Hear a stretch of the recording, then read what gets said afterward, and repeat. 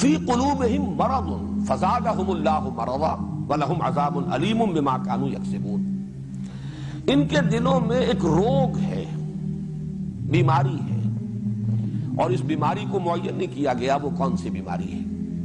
Note کر لیجئے، یہود کا مرض اگر وہ تعبیر خاص سامنے رکھیں کہ اس میں روح سخن یہود کی طرف ہے، تو وہ تکبر، ان کی ایک مذہبی چودراہٹ، اور تکبر ہی کا عکس ہے، اسی کا نتیجہ ہے حسد۔ یہ مقام ہم سے کیوں سلب ہوا؟ 2000 برس تک یہ ہمارا امتیازی مقام تھا، ہم تھے وحی اور نبوت کہ محبت ہم تھے، ہم پر، ہمارے اندر سے نبی اٹھتے رہے، کتابیں ہمیں دی گئیں، یہ چودراہٹ اور سیادت اس کے منصب پر ہم علماء اہل یہود ہم قائم، ہم فائز ہیں۔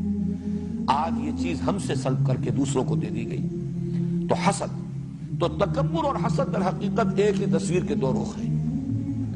ان کا مرض یہ تھا، اسی لیے یہاں پر لفظ مرض کو جو مبہم رکھا گیا، واضح نہیں کیا گیا۔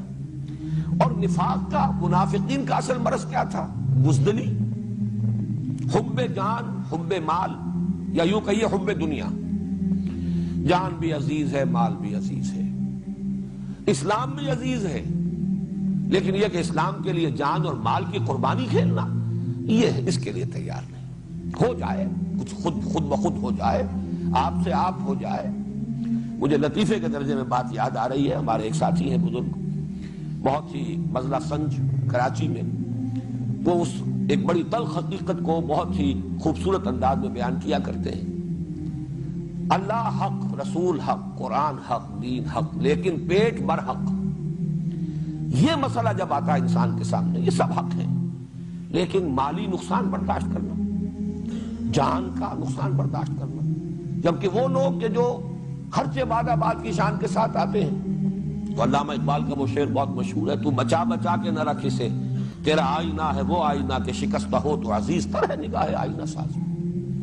لیکن جن کی یہ کیفیت نہیں، وہ جو غالب نے کہا کہ جس کو ہو جان و دل عزیز اس کی گلی میں جائے کیوں، لیکن کچھ لوگ اس گلی میں داخل تو ہو گئے ہیں، جان بھی عزیز ہے، مال بھی عزیز ہے، کسی شے کا نقصان جو ہے گوارا نہیں ہے، تو وہ تو مذبذب ہو کر رہ جائیں گے۔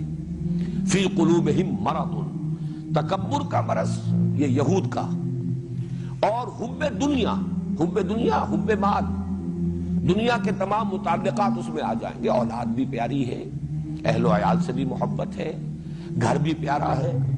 سورہ توبہ کی آیت ذہن میں لے آئیے، قل ان کان آباؤکم وابناؤکم واخوانکم وازواجکم وعشیرتکم واموال اقترفتموها وتجارۃ تخشون کسادها ومساکن ترضونها احب الیکم من اللہ ورسولہ وجہاد فی سبیلہ فتربصوا حتی یاتی اللہ بامرہ واللہ لا یہدی القوم الفاسقین۔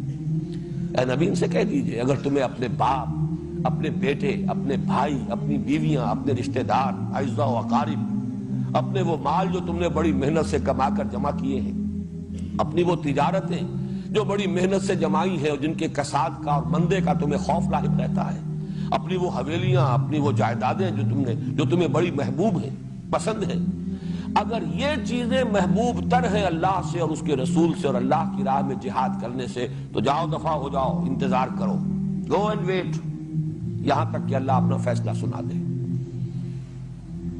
حتی یاتی اللہ بامرہ، اور اللہ ایسے فاسقوں کو زبردستی ہدایت نہیں دیتا، یہ اس کی سنت نہیں ہے۔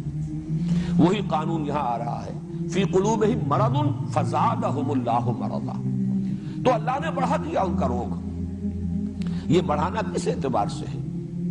یہ اس اعتبار سے ہے کہ جو فرمایا گیا یمدہم فی طغیانہم یعمہون، اللہ تعالیٰ ان کی رسی دراز کر رہا ہے، ان کا پردہ چاک نہیں کر رہا۔ یہ رسی دراز ہو رہی ہے، وہ سمجھتے ہیں ہم کامیاب ہو گئے، دیکھو ہم بچ گئے، مرحلہ سخت آیا تھا، ہم نے جھوٹا بہانہ بنایا، اپنے آپ کو بچا لیا۔ یہ مسلمان بیچارے، یہ جو دیوانے ہیں، فینیٹکس ہیں، یہ ہیں جان جوکھوں کے کام کرتے پھر رہے ہیں۔